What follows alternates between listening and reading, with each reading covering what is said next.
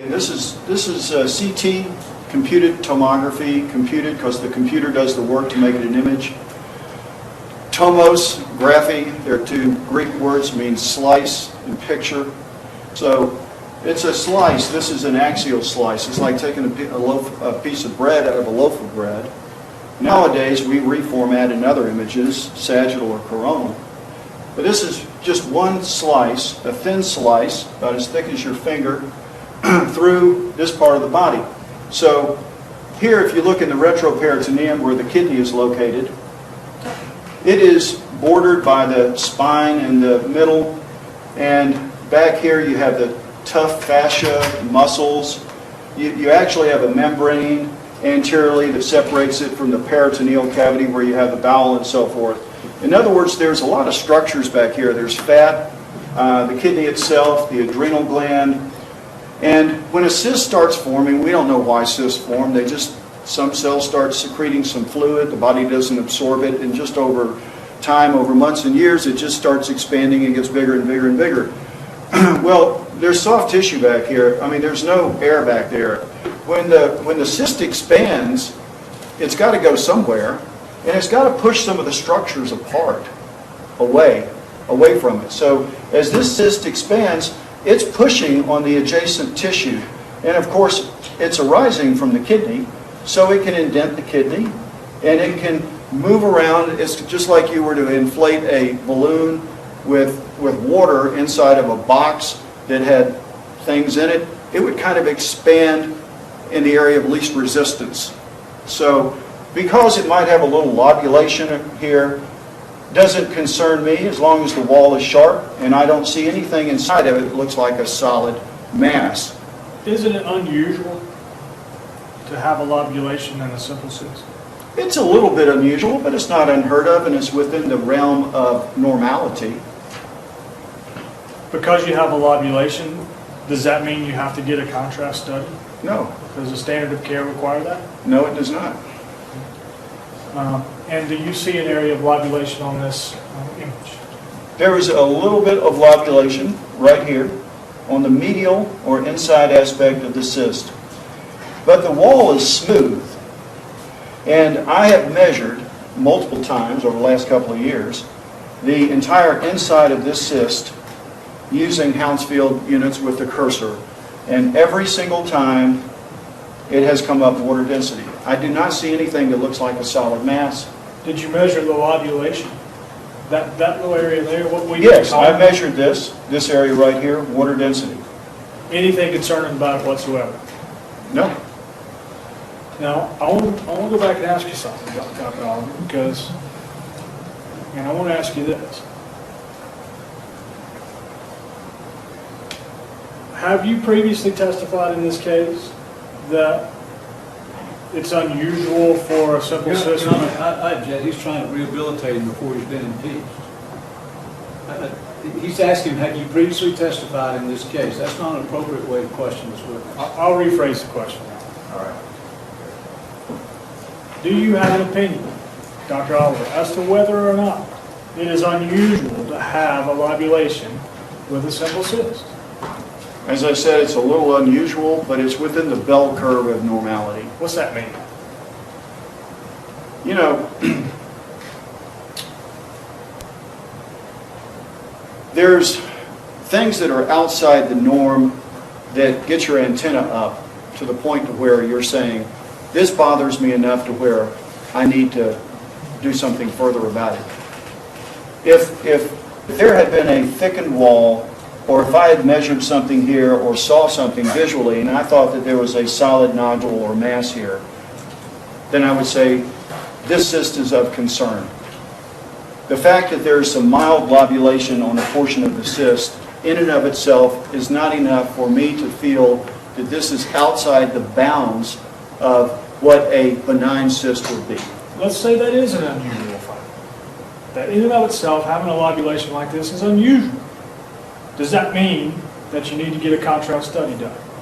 No. Does it mean that you should be suspicious that this might be a cancerous structure? No. Or that it might turn into a cancerous structure? No. So what I want to do, if we can, Chris, I just want to go through just the area of the CT that contains the kidney and the cyst, which I think we're starting on image 40. We can go back higher to like 30. Let's stop right. You tell us when to stop, and then we'll go forward from there. Okay, so this is the spleen, this is the stomach, this is a portion of the diaphragm.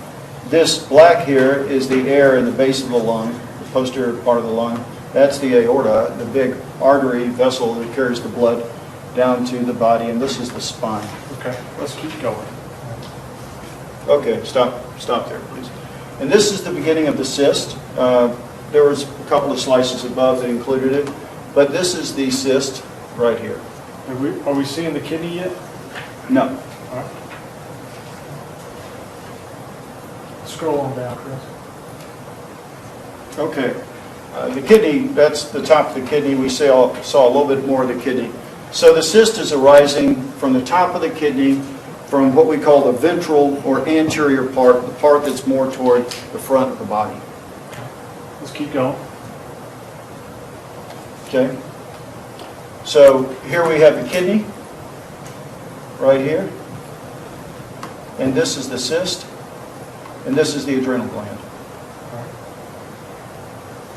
Can you outline the kidney for us one more time?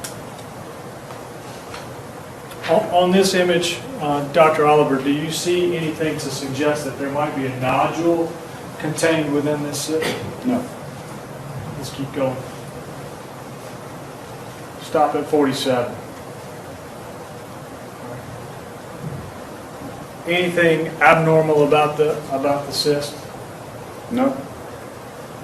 Do you see any septations? No. Do you see a nodularity?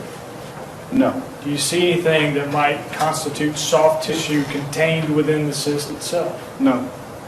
And one thing I want to point out, this was a single slice CT, and of course things have improved. We now, most hospitals, all of our hospitals in Macon have what we call 64 multi-slice CTs. And so this was obtained with a single rotation. Any of you ever had a CT or seen them? You got a big donut, and then you have a table, and you lay on the table, and the table goes through the donut while the donut rotates, and the donut has the X-ray beam coming out, and on the other side it has the detector to pick up the X-rays after it's gone through the body. So this was a single slice, which was what we had at the time, I mean years ago. But a single slice is, the detail is not quite as good as with the current